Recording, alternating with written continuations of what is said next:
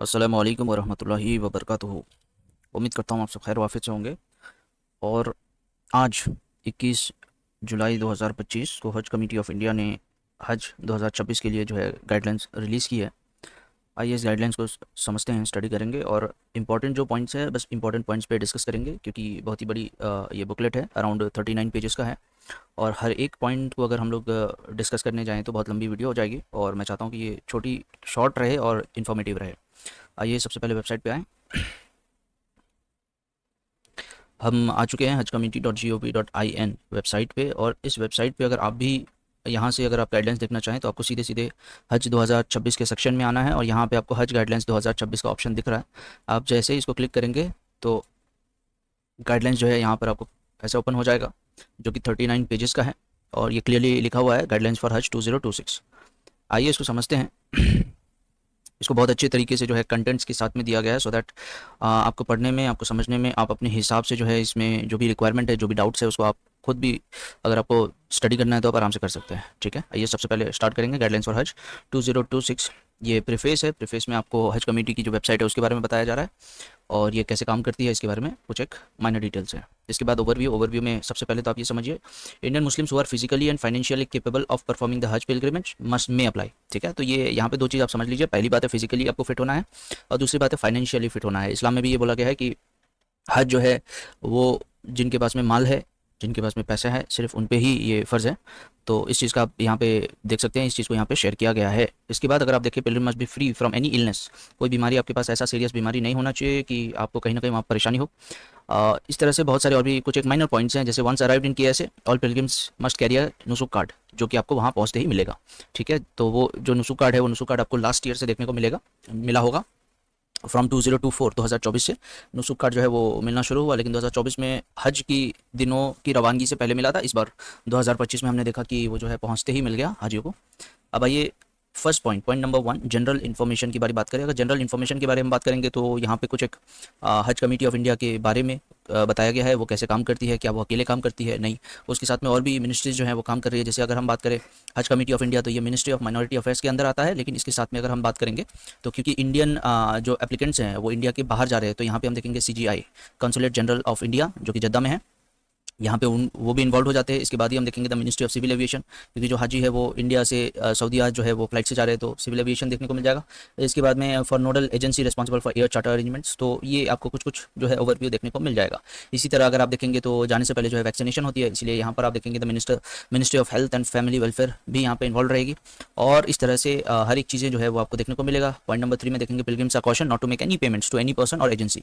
ठीक है, कोई भी इंडिविजुअल आपको ये बोले कि हम हज कमेटी ऑफ इंडिया से हैं और हमको आप एक्स्ट्रा चार्जेस दे या ये पैसे दे, तो इस चीज़ से, इन चीज़ों से जो है आपको बचना है। ठीक है, स्पेशली इन द केस जहाँ पे लोग जो है अपने आप को हज कमेटी ऑफ इंडिया के रिप्रेजेंटेटिव बताएं।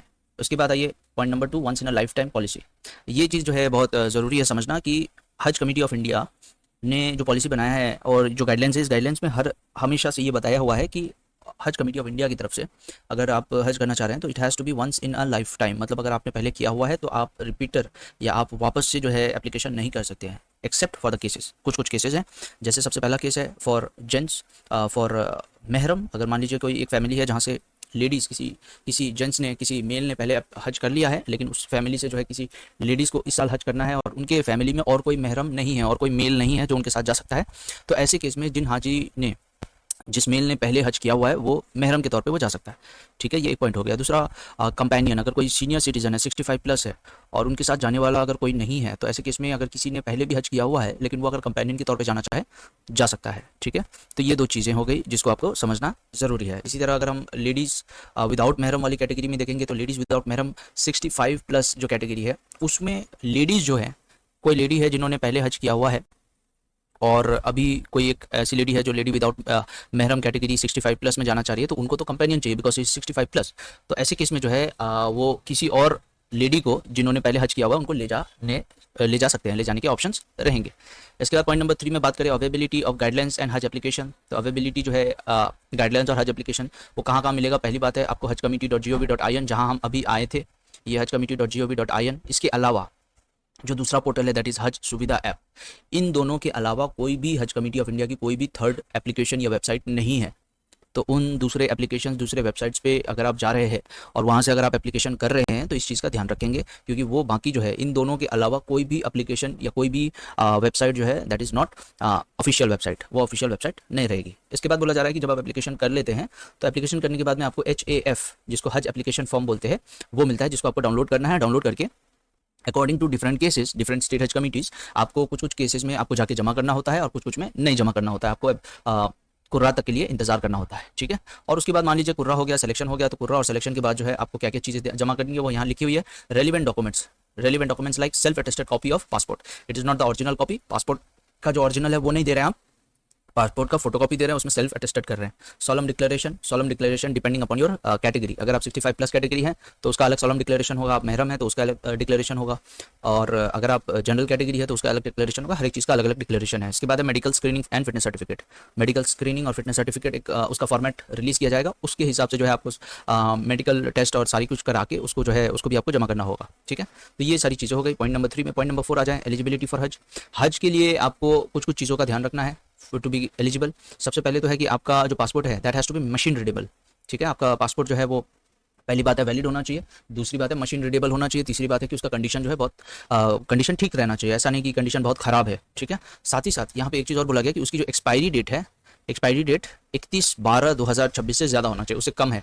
मान लीजिए यहाँ पे 31/12/2026 लिखा हुआ है और आपका पासपोर्ट एक्सपायर हो रहा है 30 दिसंबर 2026 को, तो आपको उसको रिन्यू कराना होगा, ठीक है। इसके बाद बोला जा रहा है any person who has performed हज अर्लियर, तो अगर किसी ने पहले हज किया हुआ है हज कमेटी ऑफ इंडिया के थ्रू, तो उनको जो है अप्लाई नहीं करना चाहिए, एक्सेप्ट फॉर द केसेस कि अगर वो महरम बनना चाह रहे हैं किसी का, किसी लेडी पिलग्रिम का महरम बनना चाह रहे हैं, या फिर किसी सीनियर सिटीजन के वो कंपेनियन बन के जाना चाह रहे हैं, companion for a senior citizen, तो इन केसेस में वो अप्लाई कर सकते हैं। अदरवाइज उनको नहीं करना चाहिए। अगर वो वापस से कर रहे हैं कि नहीं किसी शख्स ने अगर पहले हज किया हुआ है और फिर से वो जो है सिंगल अप्लाई कर रहे हैं, और मान लीजिए कि कुर्रा में उनका सिलेक्शन हो जाता है, उन्होंने इंस्टॉलमेंट भी जमा कर दिया, और एक टाइम आएगा कि जब क्वेरी होगी, जब चेकिंग होगा, और ऐसे केस में अगर ये पता चलता है कि उन्होंने पहले भी हज किया था और वो वापस से अप्लाई कर रहे हैं, तो ऐसे केस में जो है उनका क्या रजिस्ट्रेशन जो है, एप्लीकेशन जो है वो भी कैंसिल हो जाएगा। साथ ही साथ उन्होंने जो भी अमाउंट जमा किया है वो अमाउंट भी फॉरफिट हो जाएगा, वो जब्त हो जाएगा, वो रिटर्न नहीं मिलने वाला, ठीक है। इसके बाद है any person who has furnished false information, तो एप्लीकेशन के दौरान अगर आपने कोई भी फॉल्स इन्फॉर्मेशन दिया है तो ऐसे केस में भी जो है आपका एप्लीकेशन कैंसिल हो सकता है। ये सारी चीज़ें जो है आपको नहीं करना है। उसके बाद बोला गया कि हज जो है किन लोगों के लिए नहीं है, दोस्त with failure of major organ, आपके बॉडी के मेजर ऑर्गन्स में से अगर कोई ऑर्गन फेलियर है तो ऐसे केस में आपको जो है एप्लीकेशन करने से रोक दिया जाएगा, या फिर जब आप फॉर्म फिलअप करेंगे तो वहाँ पे ये जो परेशानी है वो दिख जाएगी और उसके बाद जो है आपका एप्लीकेशन कैंसिल हो सकता है, ठीक है। इसके बाद आ जाइए पॉइंट नंबर 5, हज मैनेजमेंट प्रोसेस। हज मैनेजमेंट प्रोसेस में अगर हम बात करेंगे तो कैसे एप्लीकेशन या कैसे पॉलिसी शुरू होती है, अनाउंसमेंट होती है, अनाउंसमेंट से लेकर फ्लाइट से लेकर रिटर्न फ्लाइट, ये सारी जो चीज़ें हैं उनके बारे में यहाँ पे बोला जा रहा है। इसके बाद अगर हम बात करेंगे यहाँ पे पासपोर्ट, तो पासपोर्ट में बोला जा रहा है कि जितने भी एप्लीकेंट्स हैं जो हज करना चाह रहे हैं उनके पास में पहले से पासपोर्ट होना ज़रूरी है। इसके अलावा बैंक अकाउंट होना ज़रूरी है, सो दैट इन केस अगर कोई रिफंड आता है हज कमेटी ऑफ इंडिया की तरफ से, तो वो उस बैंक अकाउंट में, जो भी बैंक अकाउंट आप प्रोवाइड करेंगे उसमें RTGS या NEFT के थ्रू पेमेंट जो है आपको रिफंड किया जाएगा।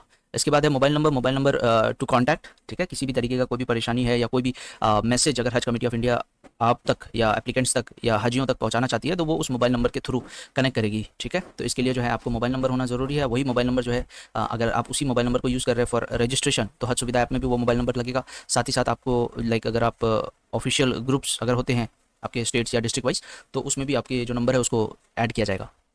इसके बाद Aadhaar card is not mandatory for हज एप्लीकेशन, लेकिन फिर भी बोला जा रहा है कि अगर आप आधार कार्ड देते हैं तो ये बेहतर रहेगा। इसके बाद हो गया सबमिशन ऑफ डॉक्यूमेंट्स सबमिट आप तभी करेंगे जब आपका सिलेक्शन हो जाता है।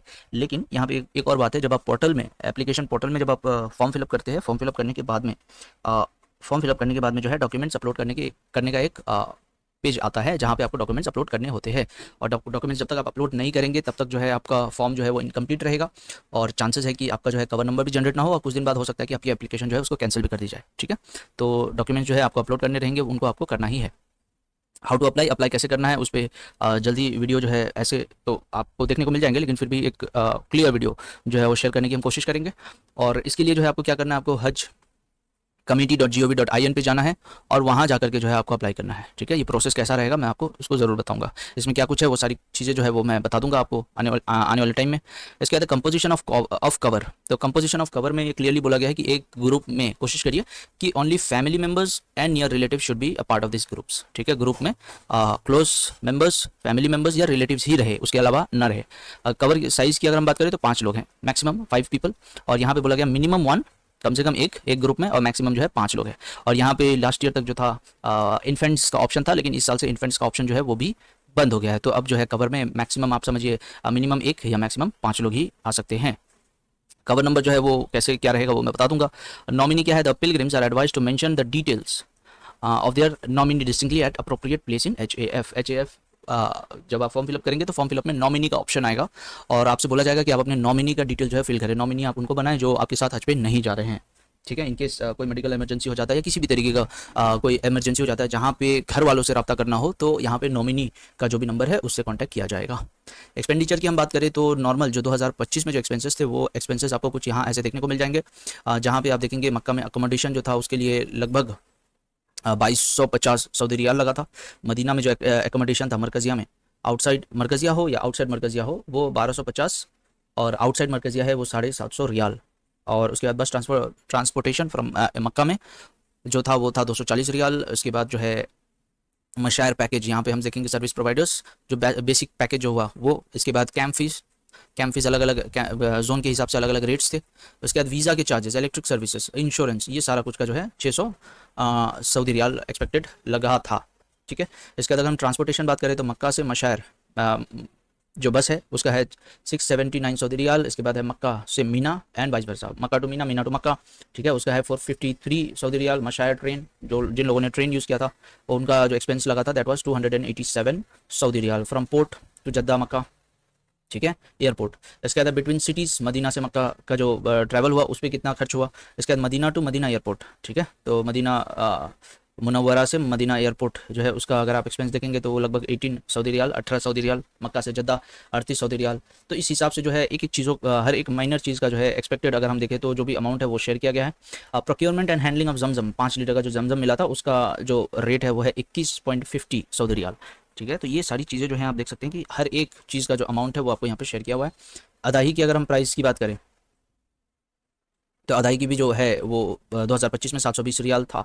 तो ये आप सब देख सकते हैं। इसके बाद बोला जा रहा है कि the applicants are required to what, to mention the correct details, correct address, पहली बात। उसके बाद में बोला जा रहा है the pilgrims are required to mention their own correct mobile number. ठीक है, ये चीज़ मैंने जो है रजिस्ट्रेशन से रिलेटेड जो वीडियो बनाया उसमें भी मैंने बताया है कि आप लोग जब रजिस्ट्रेशन कर रहे हैं या फॉर्म फिलअप कर रहे हैं तो वहाँ पे जो है आप अपना नंबर दें, साइबर वाले का या रिलेटिव का या किसी और का या घर वाले का, किसी का नंबर ना दे। जो हज पे जा रहे हैं उनका नंबर दे, बहुत बेहतर रहेगा।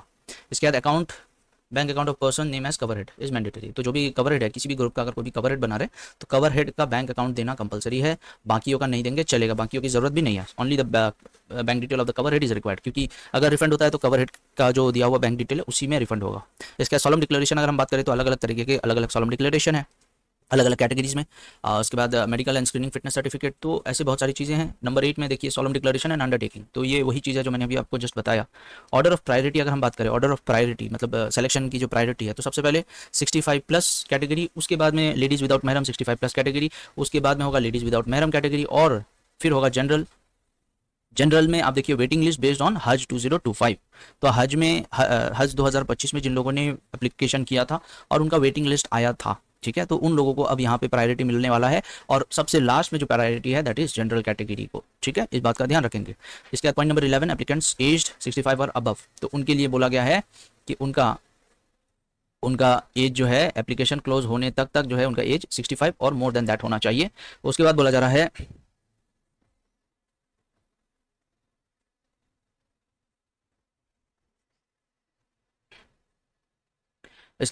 One companion is a must. अगर कोई भी 65+ कैटेगरी में है, चाहे वो लेडीज़ विदाउट महरम कैटेगरी हो या वो सीनियर सिटीजन वाली ग्रुप हो, उनमें एक एप्लीकेंट जो 65+ है उनके साथ में एक एप्लीकेंट कम से कम होना ही चाहिए जो कि 18 to 60 के बीच में हो। ठीक है, 18 ईयर्स टू 60 ईयर्स के बीच में हो। अगर if it is ladies without महरम कैटेगरी तो उनका जो एज कैटेगरी है that has to be 45 to 60।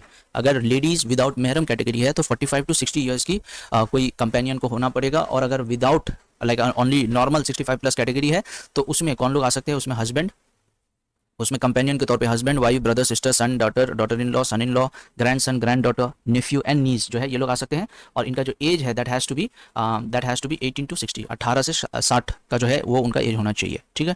इसके बाद priority to wait list applicants, ये वही पॉइंट है जो मैंने बताया था लास्ट ईयर 2025 में जिन लोगों ने अप्लाई किया था, जिनका वेटिंग लिस्ट आया, उनको इस साल जो है प्रायोरिटी मिलने वाला है। लेकिन उसके लिए जो है वेबसाइट पे काम चल रहा है, चेंजेस आ रही हैं, और अगर वो हो जाता है तो मैं अपडेट कर दूंगा। और वो हो जाने के बाद जो है आप जब फॉर्म फिलअप करेंगे तो वहाँ पे लास्ट ईयर का आपका जो भी वेटिंग लिस्ट था या जो भी आपका कवर नंबर था वो आपको देने को बोला जाएगा। आप वो दे करके जमा करेंगे। उसके बाद जो है कुर्रा में आपको उसकी वजह से कुछ रिलीफ मिलेगी, या ऐसा समझे कि सिलेक्शन के चांसेस आपके बढ़ जाएंगे। इसके बाद हो गया submission of HAF and closing date. तो सबमिशन ऑफ HAF जो है, HAF online and mobile submission, अगर आप ऑनलाइन या मोबाइल से कर रहे हैं तो हज सुविधा ऐप या फिर हज सुविधा ऐप या फिर hajcommittee.gov.in से आप ये कर सकते हैं। क्लोजिंग डेट की अगर हम बात करें तो क्लोजिंग डेट जो है एप्लीकेशन की वो अभी तक 31 जुलाई 2025 है, 31 जुलाई 2025। Scrutiny of Haj application forms by SHC, state Haj committee. तो जितने भी एप्लीकेशन होते हैं, हर एप्लीकेशन जो है, एप्लीकेशन होने के बाद हर स्टेट हज कमेटी की तरफ से जो है उनको चेक किया जाता है, और चेक करने के बाद जो है उसको जो है अप्रूव किया जाता है, और अप्रूव करने के बाद ही जो है एप्लीकेंट्स के कवर नंबर जनरेट किए जाएंगे। डिस्ट्रीब्यूशन ऑफ कोटा की उतनी ज़रूरत अभी फिलहाल है नहीं। कुर्रा की अगर हम बात करें तो कुर्रा जो है, कुर्रा के रिजल्ट जो है वो आपको वेबसाइट पे और साथ ही साथ हज सुविधा ऐप, ये दोनों जगह पे आपको देखने को मिल जाएंगे, ठीक है। प्रिंसिपल्स ऑफ कुर्रा अगर हम बात करें तो प्रायोरिटी के बेस पे 65 और अबव कैटेगरी जो है उनको, और लेडीज़ विदाउट महरम, मतलब ये आपका जो है आप देख सकते हैं कि किस हिसाब से अरेंजमेंट होगा। ऑर्डर ऑफ प्रायोरिटी अगर हम बात करें तो ऑर्डर ऑफ प्रायोरिटी में कैसे क्या होगा वो बताया गया है। जनरल वेटिंग लिस्ट, अगर जनरल वेटिंग लिस्ट में आप हैं तो फिर क्या होगा कि आपको कुछ वक्त तक जो है इंतज़ार करना है, और अगर आपका नंबर आ जाता है तो आप जो है इंस्टॉलमेंट्स जमा करके आप वापस से कंटिन्यू कर पाएंगे। अगर मान लीजिए आपका वेटिंग लिस्ट में है और पहले किसी का कैंसिलेशन नहीं हुआ है तो ऐसे केस में जो है आपको सिलेक्शन नहीं मिलेगा। उसके बाद rules of cancellation and refunds, तो इसके लिए जो है अलग पेज में जो है ये सारी चीज़ें बताई गई होंगी। Payments by pilgrim and confirmation, selection के बाद जो है हर एक एप्लीकेंट्स को अलग अलग बैंक रेफरेंस नंबर दिया जाएगा, जिस बैंक रेफरेंस नंबर को यूज़ करके उनको पेमेंट करना है। पेमेंट जो है 2 मोड में होगा, पहला हो गया ऑनलाइन, दूसरा हो गया ऑफलाइन मोड। ऑनलाइन मोड के लिए आपको जो है credit card, debit card, net banking करना है। ऑफलाइन के लिए जो है आप कैश लेकर के जो है रिसीट, पे स्लिप रिसीट जो है वो आप हज hajcommittee.gov.in या हज सुविधा ऐप से डाउनलोड कर सकते हैं, और उसके बाद जो है आप कैश लेकर के बैंक के आउटलेट पे जाके जमा कर सकते हैं। साथ ही साथ हज एडवांस हज अमाउंट, जिसको बुकिंग अमाउंट भी बोला जाता है, ये अमाउंट जो है टोटल बोला गया है दैट इज़ टू बी 1,52,300, 1,52,300 रुपये का होगा, जिसमें 1.5 लाख रुपये जो है वो आपका एडवांस हज अमाउंट है, और मिसलिनियस में 2,000, और नॉन रिफंडेबल प्रोसेसिंग फ़ी जो है वो 300 रुपये है। ये टोटल अमाउंट आपके सिलेक्शन के बाद ही आपको देना है, सिलेक्शन से पहले कोई अमाउंट जमा नहीं करना है। और जो एप्लीकेंट सिलेक्शन के बाद ये अमाउंट जमा करते हैं तो उनका कंफर्मेशन माना जाएगा। अगर आपका सिलेक्शन हो गया और आपने जो है जमा नहीं किया, अमाउंट जमा नहीं किया, तो उसके बाद जो है कुछ दिन के बाद में आपका जो सिलेक्शन है वो कैंसिलेशन हो जाएगा, ठीक, कैंसिल हो जाएगा, और आपके बदले आपका जो सीट था वो किसी और को दे दिया जाएगा। उसके लिए आपको एक टाइम लिमिट दिया जाएगा। साथ ही साथ बोला जा रहा है कि अमाउंट जमा करने के बाद में आपको और भी चीज़ें जो है वो आपको जमा करनी होंगी, जैसे सबमिट अ कॉपी ऑफ पे इन स्लिप, जो आपने जमा किया, पेमेंट जमा किया, उसका एक स्लिप, एक कॉपी आपको जमा करना है। Medical screening and fitness certificate जमा करना है, और उसके बाद में जो है आपको कुर्रा होने के कुछ दिन का आपको टाइम मिलेगा, उसके अंदर में आपको ये सारी चीज़ें जो है जमा करनी है। बैलेंस हज अमाउंट आपको बताया जाएगा, इंक्लूडिंग योर अदाही हो गया, उसके बाद एम्बार्केशन पॉइंट हो गया, इन सब चीज़ों के हिसाब से जो है आपका जो भी अमाउंट बनता है वो आपको बताया जाएगा, और वो जो है आपको देते जाना है।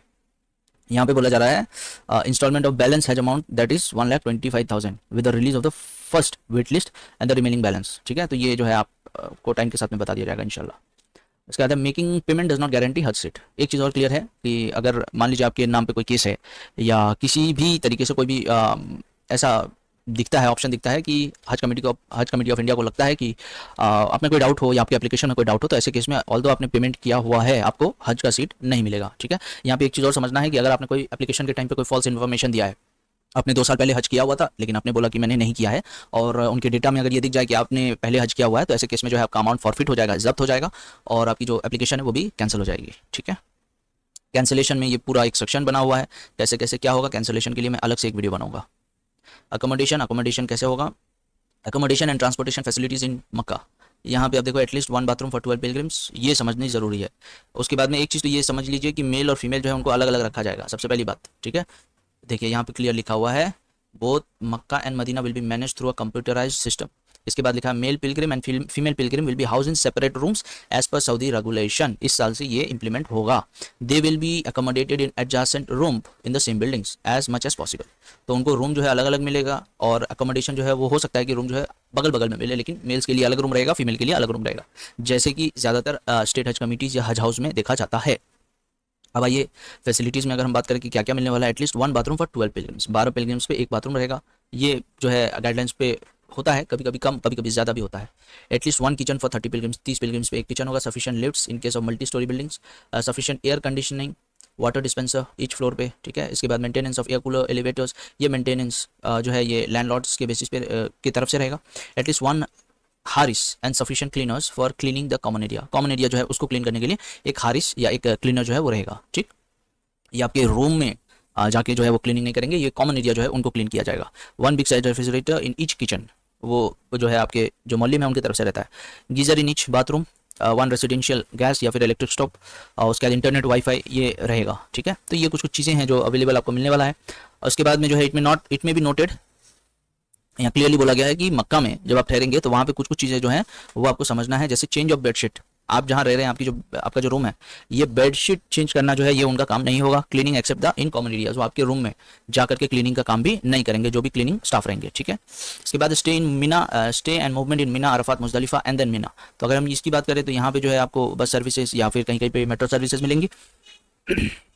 देखिए यहाँ पे बोला जा रहा है metro, train and bus facilities are managed by Saudi authorities to ensure the safety and movement of pilgrims, ठीक। तो वीडियो बहुत लंबा हो जा रहा है, एनीवेज कोशिश करते हैं। सिम कार्ड की अगर बात करें तो सिम कार्ड जो है आप चाहें तो यहाँ से जो आपका सिम कार्ड है उसको आप इंटरनेशनल करके ले जा सकते हैं, या फिर अगर आप वहाँ जाकर लेना चाहें तो आप ये कोशिश करेंगे कि वहाँ पर अगर आप जाते हैं तो एयरपोर्ट से डायरेक्टली जाके ना ले, जैसे आप निकले वहाँ पे जो है डायरेक्ट ना ले, क्योंकि वहाँ पे स्कैम भी बहुत होता है, फ्रॉड बहुत होता है। तो कोशिश करें कि वहाँ पहुँचने के बाद में आराम कर लें, उसके बाद में फ्री होकर आराम से जाएं। नीचे बहुत सारे आपको स्टॉल्स मिलेंगे जहाँ पे सिम कार्ड मिल रहा होगा, तो वहाँ जाके काउंटर्स पे आप जाकर के वहाँ से ले सकते हैं। उसके बाद चेंज ऑफ अकोमोडेशन जो है कुर्बानी हो गया। कुर्बानी अगर आप हज कमेटी ऑफ इंडिया से कराना चाह रहे हैं तो उसके लिए जो है ऑप्शन क्या रहेगा, कैसे रहेगा, वो मैं आपको बता दूंगा। Medical screening and fitness certificate जो है वो कैसे होगा, उसका फॉर्मेट आएगा, फॉर्मेट जैसे ही आता है मैं आपको शेयर करूंगा। हेल्थ एंड ट्रेनिंग कार्ड जो है वो उस पर वीडियो मैंने बनाया हुआ था लास्ट 2024 का 2024 का, उसको मैं शेयर करूंगा इंशाल्लाह, यहाँ टैग कर दूंगा मैं ऊपर। वैक्सीनेशन सर्टिफिकेट, ये जब आप वैक्सीनेशन लेंगे तब आपको दिया जाएगा। और उसके बाद एम्बार्केशन पॉइंट, अगर हम एम्बार्केशन पॉइंट की बात करें तो यहाँ पर total last year 20 embarkation point थे, उसको इस साल जो है 17 कर दिया गया है। 17 एम्बार्केशन पॉइंट्स है। अहमदाबाद, बेंगलोर, कैलिकट, चेन्नई, कोचिन, दिल्ली, गया, गुवाहाटी, हैदराबाद, इंदौर, जयपुर, कन्नूर, कोलकाता, लखनऊ, मुंबई, नागपुर एंड श्रीनगर, ठीक है। ये जो है 17 एम्बार्केशन पॉइंट्स है। लेकिन बोला जा रहा है कि अगर किसी भी एयरपोर्ट के लिए अगर बहुत सारे हाजियों का एक रिक्वेस्ट रहेगा तो उस एयरपोर्ट को भी एम्बार्केशन पॉइंट बनाया जाएगा। मतलब ऐसा नहीं कि ऑफिशियली, लेकिन वहाँ से अरेंजमेंट करवाई जाएगी, लेकिन बहुत ज़्यादा रिक्वेस्ट जाए तो, ठीक है। अब ये देखिए ये लास्ट ईयर का अमाउंट जो है, टोटल अमाउंट ऑफ हज 2025, टोटल जो है ये टोटल अमाउंट है, जिसमें कि एयर फेयर कितना था, एयर चार्जेस, फ्लाइट के जो चार्जेस है वो कितने थे अलग अलग एम्बार्केशन पॉइंट का, वो आप यहाँ पर देख सकते हैं, ठीक है। इसके बाद हो गया फ्लाइट अलॉटमेंट कैसे होता है, वो जो है आपको व्हाट्सएप पे मैसेज आएगा या फिर आप वेबसाइट पे जाके भी ऑनलाइन फ्लाइट बुकिंग कर सकते हैं। फ्लाइट का शेड्यूल जो है वो आपको बता दिया जाएगा, अराउंड 10-15 डेज मिनिमम और मैक्सिमम 1 महीने। लास्ट ईयर हज 2025 में 2025 में जो है 1 महीने पहले बता दिया गया था, तो लगभग 1 महीने पहले जो है आपको बता दिया जाएगा। कमेंसमेंट ऑफ फ्लाइट शुरू कब होगी, 18 अप्रैल 2026 से फ्लाइट शुरू होगी, जो कि 19 मई 2026 तक चलेगी। और अगर हम रिटर्न फ्लाइट की बात करें तो 1 जून 2026 से लेकर के 30 जून 2026 तक रिटर्न फ्लाइट होने वाली है all over India, total 17 embarkation points पे। अब ड्यूरेशन ऑफ स्टे की अगर हम बात करें कि वहाँ कितने दिन रहना है, लगभग कितने दिन, तो यहाँ पे क्लियरली मेंशन किया गया है 35 to 45 डेज, 35 से 45 दिन का जो टेन्योर है वो आपको मिलेगा वहाँ रहने का। शॉर्ट हज की अगर हम बात करें, शॉर्ट हज पैकेज, तो ये शॉर्ट हज पैकेज जो है it is going to be of 20 days, 20 दिनों का होगा। और चांसेस है कि इसका जो एक्सपेंस है वो ज़्यादा हो, ठीक है। लोगों का ग्रुप में भी बहुत सारे मेंबर्स का जो है ये क्वेरी था कि 20 डे हज जो है वो कैसा रहेगा, वो उसके चार्जेस क्या रहेंगे। It is going to be costlier, ये महंगा रहेगा। और इसमें जो है टोटल सेटअप जो है वो हज कमेटी ऑफ इंडिया की तरफ से जो सेटअप है वो सेटअप भी अलग से करना है, तो इस वजह से इसके चार्जेस अलग रहेंगे। और यहाँ पे जो मैक्सिमम नंबर है वो 10,000 पिलग्रिम्स का किया गया है। ये बेसिकली एक ये समझिए कि ये जो है एक ट्रायल चल रहा है हज कमेटी ऑफ इंडिया की तरफ से। अगर इसको सक्सेस मिलता है, अगर 10,000 एप्लीकेशंस मिलते हैं या उससे ज़्यादा मिलते हैं, तो इसको जो है लॉन्ग टर्म में भी चलाया जा सकता है। फॉर नाउ ये एक ट्रायल के तौर पर आप इसको देख सकते हैं, ठीक है। और ये बेसिकली NRI जो हाजिज हैं, NRI एप्लीकेंट्स हैं और ऐसे एप्लीकेंट्स जिनका जॉब है और उनको जो है लंबी छुट्टी नहीं मिल रही है, तो ये उनके लिए एप्लीकेबल है। और जो कॉमन हाजीज़ हैं उनको इसमें जो है प्रेफर नहीं करना चाहिए मेरे हिसाब से, एज़ पर माई आइडिया। इसके बाद अगर हम बात करें कि एम्बार्केशन, ये शॉर्ट हज में अगर हम बात करें तो एम्बार्केशन पॉइंट जो है ओनली 7 एम्बार्केशन पॉइंट्स आते हैं, सिर्फ 7 एम्बार्केशन पॉइंट है, जिसमें दिल्ली, मुंबई, बेंगलुरु, चेन्नई, हैदराबाद, कोचिन और अहमदाबाद है। ठीक है, इस पैकेज में यहाँ पे क्लियरली बोला गया कि मदीना मुनव्वरा में आपको 2 से 3 दिन का स्टे मिलेगा, 2 से 3 दिन का जो स्टे है वो आपको मिलेगा। ठीक है, इन केस ऑफ डेथ, अगर मान लीजिए कि वहाँ आप हैं और वहाँ पे आपकी डेथ हो गई है, आपका इंतकाल हो गया, तो ऐसे केस में क्या होगा कि आपके जो भी तदफीन का जो प्रोसेस है वो वहीं कर दिया जाएगा, और उसके बाद जो आपका डेथ सर्टिफिकेट है वो death certificate through consulate general of India Jeddah के थ्रू होते हुए जो है आपके जो नॉमिनी है या आपके घर वाले हैं उन तक पहुंचा दिया जाएगा आफ्टर द हज सेशन। हज सीजन खत्म होने के बाद जो है वो भेज दिया जाएगा। उसके बाद है हज स्टेट हज इंस्पेक्टर। स्टेट हज इंस्पेक्टर जिनको 2024 तक खादिमुल हुज्जाज के नाम से जाना जाता था, ये गवर्नमेंट एम्प्लॉयज़ हैं जिन्होंने पहले हज किया हुआ है, उनको जो है स्टेट हज कमेटी की तरफ से जो है अलॉट किया जाता है, उनको रिकमेंड किया जाता है, और ये जो है ये वो इंस्पेक्टर्स हैं जो 150 हाजी पर, लगभग 150 हाजी पर एक स्टेट हज इंस्पेक्टर को अलॉट किया जाता है, जो कि वहाँ पर गाइड और असिस्ट करेंगे हाजियों को। इसके बाद है पर्सन्स विद स्पेशल नीड्स, इसको मैं आगे बात करूंगा। बैगेज की अगर हम बात करें तो बैगेज जो है पर पिलग्रिम को 2 सूटकेस मिलेगा 20 kg ईच, और एक हैंड बैग मिलेगा जिसका जो वेट है दैट इज 7 kg, 7 किलो का, मतलब टोटल समझिए एक हाजी पे 47 किलो जो है वो अलाउड रहेगा। लॉस्ट बैगेज का जो प्रोसेस है वो प्रोसेस कैसे होगा वो आगे आपको बता दिया जाएगा। बैन आइटम्स, जो भी रिस्ट्रिक्टेड आइटम्स हैं वो आइटम्स जो है आपको नहीं लेकर के जाना है, अदरवाइज अगर आप लेके जाते हैं तो वहाँ आपको परेशानी हो सकती है। वो क्या क्या रिस्ट्रिक्टेड आइटम्स है वो हम ग्रुप में बात करते रहते हैं, ग्रुप में डिस्कस होता रहता है। तो फॉर मोर इन्फॉर्मेशन, ज़्यादा इन्फॉर्मेशन के लिए जो है डिस्क्रिप्शन में लिंक है, ग्रुप ज्वाइन करें, और इससे रिलेटेड जो है जो भी है आप फ्लाइट से पहले आपको ये समझ में आ जाएगी इंशाल्लाह। Cancellation and charges, cancellation charges and refund की अगर हम बात करें तो देखिए, date of receipt of cancellation आप कब से कब तक कर रहे हैं उसके बेसिस में आपका क्या चार्जेस कटेगा वो यहाँ पर इस पेज नंबर 25-26 में जो है वो मेंशन किया हुआ है, आप यहाँ पे देख सकते हैं। ठीक है, और उसके बाद बोला गया, ये एकदम समझने की बात है कि अगर मान लीजिए आपने एप्लीकेशन किया, आपने पेमेंट किया, ठीक है, और सिलेक्शन हो गया इस वजह से आपने पेमेंट किया, और उसके बाद आप 31 जनवरी 2026 को जाके अगर आप बोलते कि मेरे को हमको कैंसिल करना है, except for 2 cases, serious illness और डेथ के अलावा अगर आप ऐसे ही जाके कैंसिल करेंगे तो आपका 100% paid amount will be forfeited, आपका पैसा जो है आपको रिटर्न नहीं मिलेगा। ठीक है, except for the case of death या फिर ग्रेव इमरजेंसी। ठीक है, कोई सीरियस इलनेस हो गया, उसके अलावा एक और पॉइंट है advance pregnancy rendering travel unfit. ठीक है, तो एडवांस प्रेगनेंसी स्टेज आ गया जिस वजह से आप ट्रैवल नहीं कर सकते, तो इन 3 केसेस के अलावा जो है आपका पेमेंट फॉरफिट हो जाएगा, पैसा आपको नहीं मिलेगा।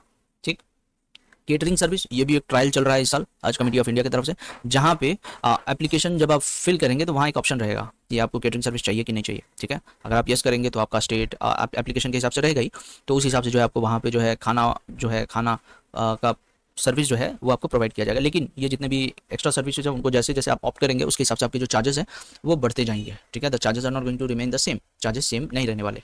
इसके बाद legal status of Haj committee of India, यहाँ पे आप समझ लीजिए Haj committee of India no profit no loss के बेसिस पे काम करती है, इस वजह से आप यहाँ पे देखेंगे कि हज कमेटी ऑफ इंडिया जो है हाजियों से न तो ज़्यादा अमाउंट चार्ज करती है और ना ही अपने पॉकेट से पैसा लगा के काम करेगी। तीसरी बात यहाँ पे क्लियरली बोला गया है कि it does not come under, Haj committee of India does not come under the purview of consumer protection act 2019 consumer protection act के तहत नहीं आती है। तो जो हाजी, बहुत सारे हाजियों का हम वीडियो देखते हैं हर साल, जहाँ पे वो कहते हैं कि हज कमेटी ने ऐसा किया वैसा किया, मैनेजमेंट अच्छा नहीं, ठीक है, और फिर वो कहते हैं कि हम जो है केस करेंगे, तो हज committee of India does not come in this purview, आप कुछ कर नहीं सकते हैं। ठीक है, ये चीज़ का आपको जो है ध्यान रखना है। इसके बाद यहाँ क्लियरली ये बोल्ड किया गया है, बहुत अच्छी बात है, the supreme court of India in its अप्रैल 16 2023 2013 के जजमेंट में ही बार कर दिया है, मना कर दिया है किसको, सारे कोर्ट्स को, टू इंटरफेयर इन द हज प्रोसेस, हज के जो भी प्रोसेस है उसमें इंटरफेयर करने से मना किया है, किसने, सुप्रीम कोर्ट ऑफ इंडिया ने। ठीक है, उसके बाद में अगर हम आगे बढ़ जाएं तो सोलम डिक्लेरेशन आपको यहाँ पे देखने को मिल रहा है, अलग अलग कैटेगरी के हिसाब से अलग अलग सोलम डिक्लेरेशन है। ठीक है, ये हो गया सोलम डिक्लेरेशन। और इसके बाद अगर हम आ जाए नीचे तो ये अलग अलग कैटेगरीज के सोलम डिक्लेरेशन है, जब आप फॉर्म फिलअप करेंगे तो आपके HAF फॉर्म के साथ आएगा।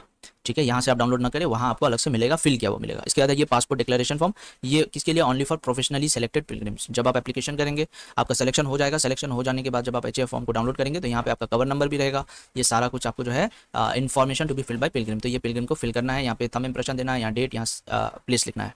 ये कैंसिलेशन फॉर्म है, कैंसिलेशन फॉर्म आपको फिल करना है, क्यों, व्हाट इज द रीजन, क्यों आपको फिल करना है, ये क्यों आप कैंसिल करना चाह रहे हैं वो सब कुछ यहाँ पे आपको फिल करना है। फिर ये आपको पूरा करने के बाद में आपको जमा करना होगा आपके रिस्पेक्टिव स्टेट हज कमेटी में।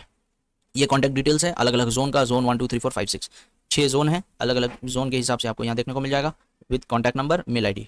उसके बाद अदर इंपॉर्टेंट कॉन्टैक्ट डिटेल्स अगर हम बात करें तो हज इन्फॉर्मेशन सेंटर, हज हाउस सेक्शन, ये इनका जो है डिटेल्स है। ये सारा कुछ जो है आपको हमारे ग्रुप में गाइडलाइंस फॉर हज 2026 जो है वो कॉपी जो है शेयर किया हुआ है, आप वहाँ पे भी जाकर देख सकते हैं। और उसके बाद contact details of state and union territory हज कमेटी जो है ये आपको यहाँ पर लास्ट 37 पेज नंबर 36 से 39 तक आपको यही देखने को मिलेगा। मैं समझता हूँ इस वीडियो में हमने कोशिश किया सब कुछ शेयर करने का, एक एक पॉइंट्स, और जो जो मैंने नहीं शेयर किया उस पर जो है हम अलग से डीप या उस पर हम स्पेशल